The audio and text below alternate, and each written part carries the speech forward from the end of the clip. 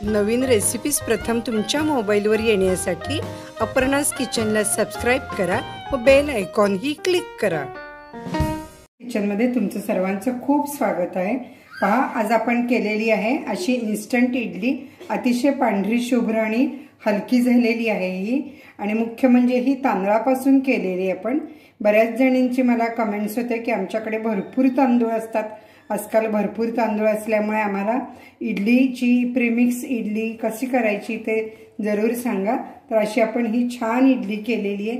पूर्ण तुम्ही व्हिडिओ बघा म्हणजे तुम्हाला कळेल कसे केले आपण ते। आपण इन्स्टंट इडलीसाठी तांदूळ घेतलेले आहेत, हे मी 1 कप घेतलेले आहेत आणि 1/3 कप मी उडदाची ही डाळ घेतलेली आहे। तर साधारण तुम्ही 3 वाट्या तांदूळ आणि 1 वाटी डाळ असं प्रमाण घेतलं तरी चालेल। आपण तांदूळ बघा अगदी साधे घेतलेले आहेत, किंवा रेशनचे जसे जाड तांदूळ असतात तसे तांदूळ घेतले तरी हरकत नाही। हे आपण तांदूळ आता स्वच्छ धुवून घ्यायचे आहेत।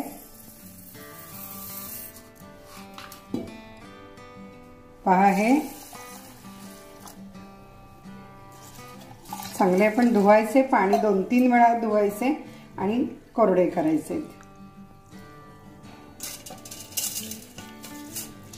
पाणी सगळं गाळून टाकायचं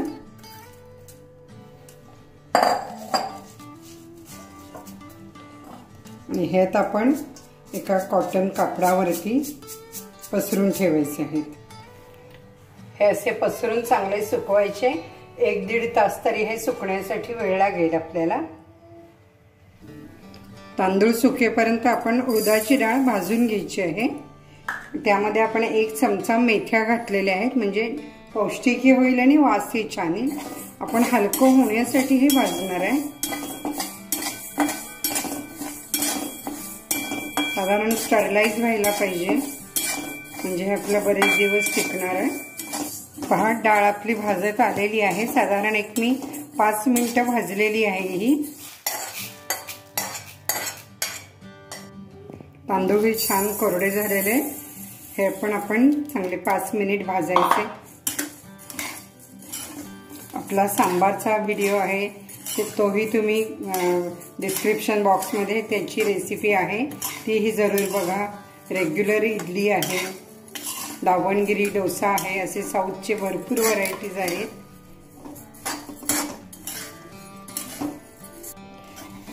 मी मध्यम हीट वरती हे भाजत आहे। तुम्ही शेवटपर्यंत व्हिडिओ बघा, म्हणजे याची इडली किती छान होते तेही तुम्हाला लगेच कळेल। आता मी गॅस बंद केला आणि हे भाजून झालेलं आहे। याचा रंग बदलून द्यायचा नाही, वाफ चांगली येऊ द्यायची, पण रंग नाही बदलायला पाहिजे। आता आपण पूर्ण गार करायचंय। आता आपण उडदाची डाळ आणि तांदूळ वेगळे करायचे आहेत, मिक्सरमध्ये फिरवून घ्यायचे। हे आपल्याला जाडच लागणार आहे, एकदम पीठ नाही करायचं, हळूहळू 2 वेळा करायचे।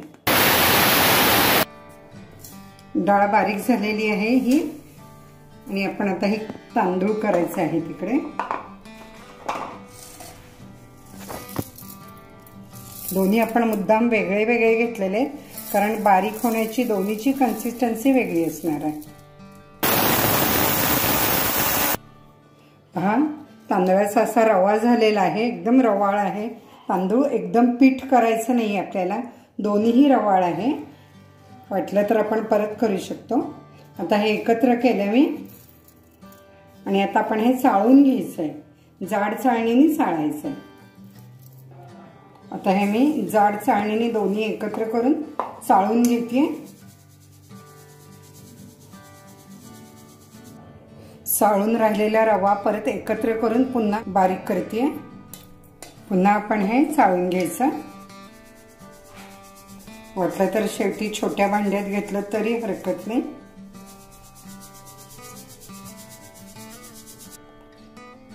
आता बघा, आपलं हे प्रीमिक्स तयार होत आलंय।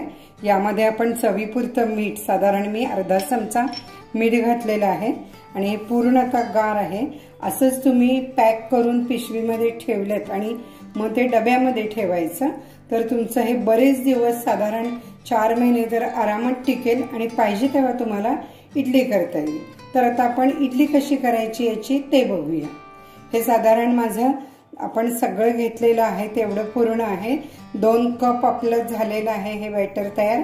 आणि आपण त्यामध्ये 1 कप ताक घालायचं आहे. पहा 1 कप हे मी ताक घेतलेलं आहे.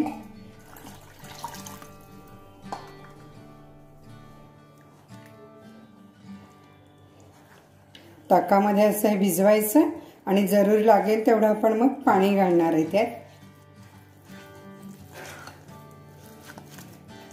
साधारण 15 मिनिट आपण हे भिजवून ठेवायचं आहे.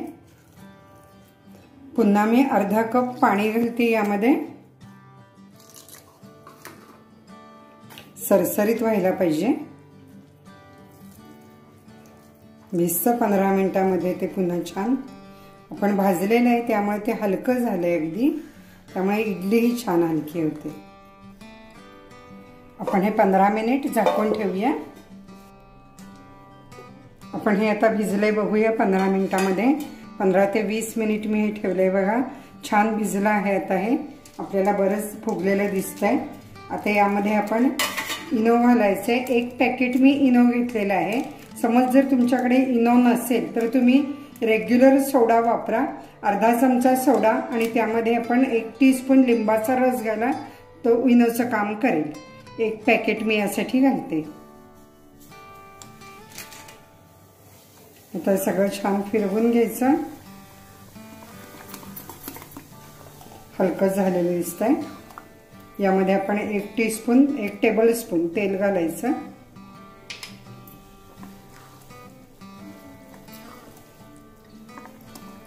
इनो घातलं की लगेच करायचं असतं त्यामुळे ते घालून ठेवायचं नाहीये.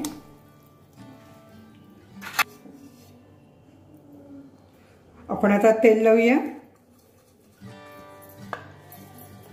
आणि यामध्ये